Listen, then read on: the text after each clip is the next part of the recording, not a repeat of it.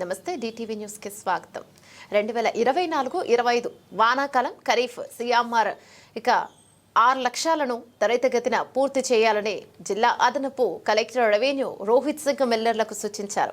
గురువారం జిల్లా సమీకృత కలెక్టర్ కార్యాలయంలోని ప్రధాన సమావేశ మందిరంలో జిల్లా అదనపు కలెక్టర్ రెవెన్యూ రోహిత్ సింగ్ వానాకాలం సిఎంఆర్ లక్ష్యాలపై రైస్ మిల్లర్లతో సమీక్ష సమావేశాన్ని నిర్వహించారు. ఈ సందర్భంగా అదనపు కలెక్టర్ రెవెన్యూ మాట్లాడుతూ ఇప్పటి వరకు జిల్లాలో 2024-25 వానాకాలం సిఎంఆర్ లక్ష్యం 75.40% ఉందని పేర్కొన్నారు. అలాగే ఈ సీజన్లో 13,06,867.80 మెట్రిక్ టన్నుల ధాన్యం దిగుమతైందన్నారు. ఇందులో custom milling rice CMR 91,700.944 metric టన్నులు కాగా 6,09,248.894 మెట్రిక్ టన్నుల సిఎంఆర్ రైస్ డెలివరీ పూర్తయిందన్నారు. మిగిలి ఉన్న ధాన్యం లక్ష్యాలను త్వరగా పూర్తి చేయాలని మిల్లర్లను ఆదేశించారు. జిల్లాలో బాయిల్డ్ రైస్ మిల్లర్లు వారికి కేటాయించిన రోజువారీ లక్ష్యాలను పూర్తి చేయాలని సూచించారు.